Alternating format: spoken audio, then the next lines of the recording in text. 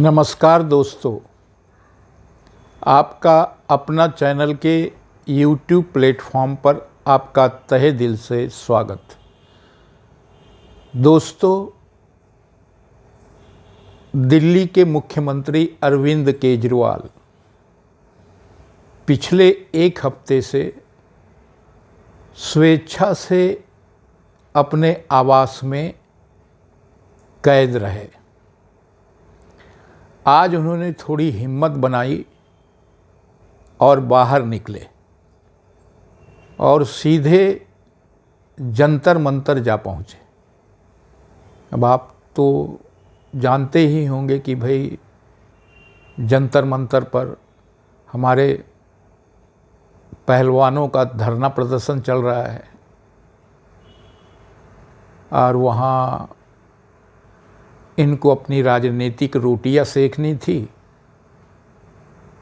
मौके की नज़ाकत को समझते हुए ये साहब वहाँ पहुँच गए। हमारे अरविंद केजरीवाल जी, एक डरा हुआ इंसान आप कैसा होता है, ये वहाँ की जो तगड़ी सुरक्षा व्यवस्था थी उसको देखकर अनुमान लगा सकते हैं। बेहद डर में है, बेहद खौफ में है वो इस वक्त।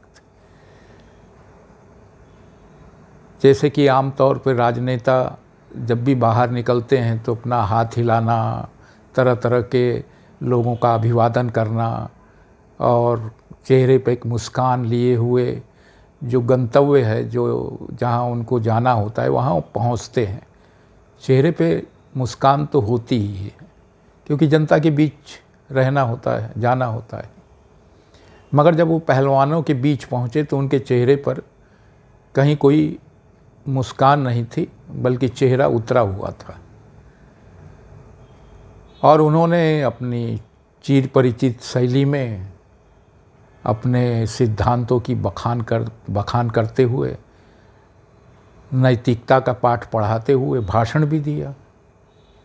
भाषण में कह दिया कि भाई जो भी गलत काम करता है तो उसको फांसी हो जानी चाहिए। भाई वो तो यही सब करते आ रहे, कहते आ रहे हैं, अपने आप को पाक साफ मानते हुए।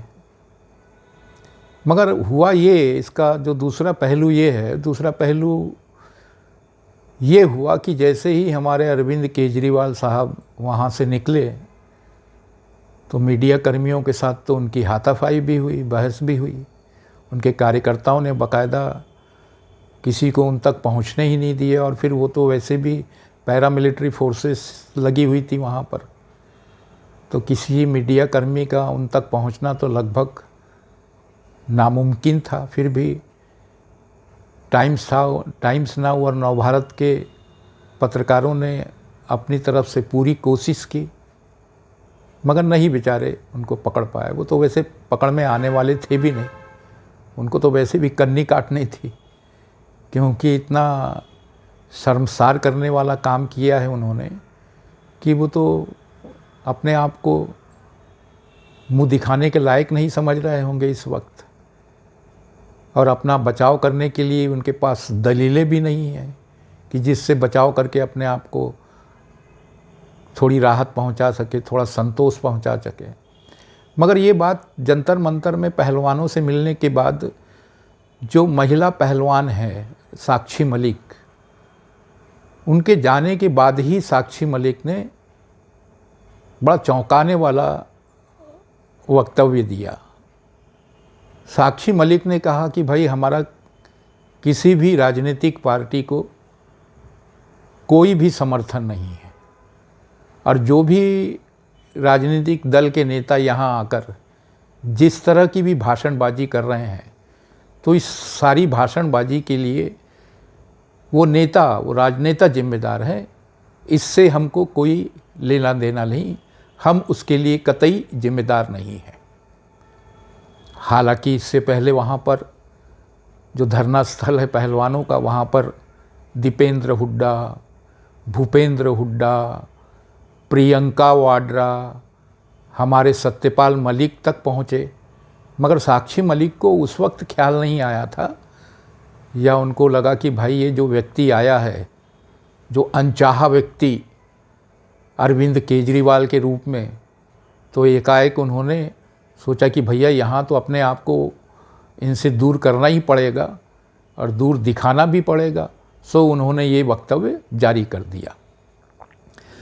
तो दोस्तों, हमारे अरविंद केजरीवाल साहब ने जो कारनामे किए हैं, उन कारनामों को सब लोग बड़ी शिद्दत से समझ रहे हैं कि इस तरह के कारनामे करने के बाद कोई भी व्यक्ति उनके साथ खड़े होने में पूरी तरह से हिचकेगा और हिचकिचाहट लोगों की, नेताओं की कुछ कुछ नज़र भी आने लगी है। अब वो हालांकि ऐसा नहीं है कि हमारे भारतीय राजनीति में जो भी मुख्यमंत्री, मंत्री या प्रधानमंत्री बने हो उन्होंने अपने घरों का रिनोवेशन नहीं किया। जो सरकारी आवास जो भी मिलते हैं उन्हें, उस आवास में रहते हुए उन्होंने उसका रिनोवेशन नहीं किया या उस पर खर्चा नहीं किया। बहुतेरा खर्चा किया है, उस पर काफ़ी रकम लगाई है। उन्होंने अपने मन मुताबिक उसको सजाया है, संवारा है, मगर कभी वो चर्चा में नहीं रहे। अब स्वाभाविक है कि चर्चा में वो क्यों नहीं रहे और अरविंद केजरीवाल इस कदर कैसे सुर्खियां बन गए।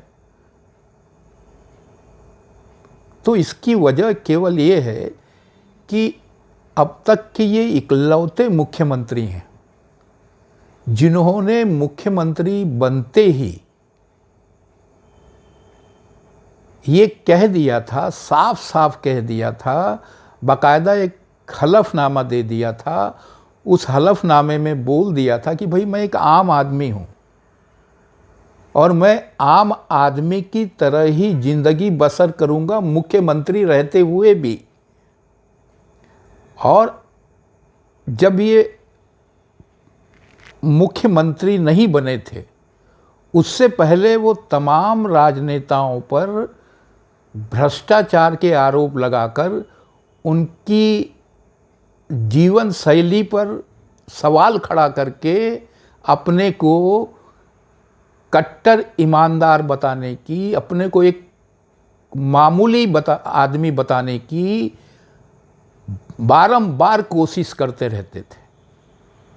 मगर एक आम आदमी के घर में जब 8 लाख रुपए मूल्य का एक पर्दा लगता है तो किसी को भी ये नैतिक अधिकार है कि उनसे ये सवाल पूछे कि साहब इतना महंगा पर्दा किस आम आदमी के घर में लगता है। और ऐसे एक पर्दे नहीं, कुल 1 करोड़ रुपए मूल्य के पर्दे उनके घर में लगे हैं। अरे साहब, किसी बड़े बड़े रईस के घर में भी इतने कीमती पर्दे नहीं लगते हैं। और तो और सुनिए साहब, अब जिस शीश महल का इन्होंने रिनोवेशन किया है उस रिनोवेशन के लिए सलाह लेने के लिए कंसल्टेंसी फर्म को इन्होंने 1 करोड़ रुपए दिए हैं साहब। आप कल्पना करिए कि भाई एक आम आदमी अपनी घर की सजावट के लिए जिसकी सलाह ले रहा हो, उस सलाहकार को, उस फर्म को 1 करोड़ रुपए की फीस दे सकता है। कभी कल्पना कर सकते हैं आप? और फिर भी अपने आप को आम आदमी कहना। यहाँ तक कि उन्होंने अपनी पार्टी तक का नाम आम आदमी पार्टी रखा है ताकि ये दिखाए कि हाँ भाई हम कैसे आम आदमी हैं, कैसे सामान्य व्यक्ति हैं। और उनका लुक भी देखिए साहब, क्या ज़बरदस्त लुक लिया है उन्होंने। ढीली ढाली शर्ट पहनते हैं, पॉकेट में एक 10 रुपए का पेन रखते हैं, अपना ढीला ढाला वो फुल पैंट और वो एक मामूली सी सैंडल या चप्पल, है ना।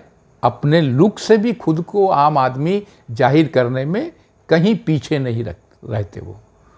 मगर जब इनके घर के जो भी सौंदर्यीकरण के खुलासे हैं हमारे सामने आते हैं तो आम आदमी तो आम आदमी साहब, इस देश का अमीर आदमी भी दांतों तले उंगली दबा लेता है।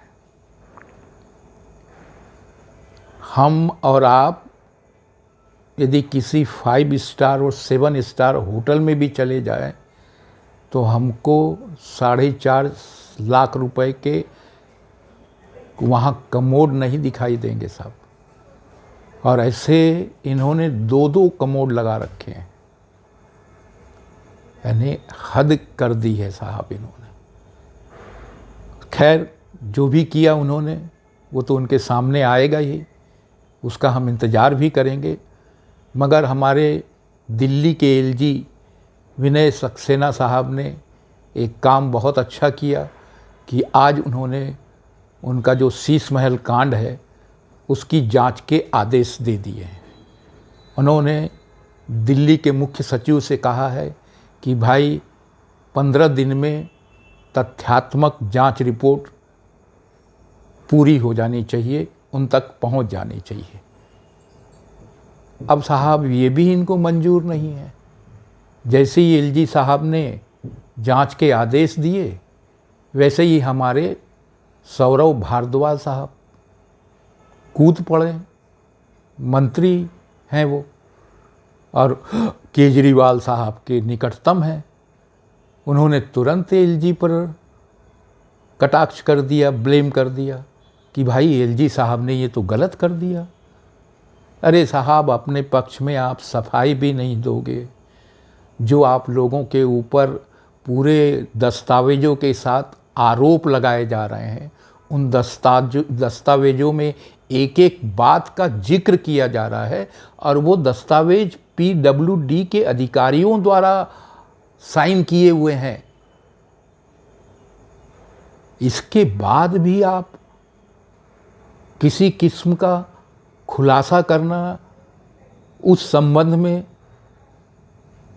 अपने शीश महल के बारे में, मुख्यमंत्री आवास के बारे में, उसके रिनोवेशन के बारे में ज़रूरी नहीं समझते हैं, तो जनता तो यही चाहेगी आपसे कि आपके उस शीश महल कांड की निश्चित रूप से जांच हो। और हमारे एलजी साहब ने जनता की भावनाओं को समझते हुए ही जांच के आदेश दिया है। तो दोस्तों, इंतज़ार करें उस रिपोर्ट का। आज के अंक में इतना ही। धन्यवाद।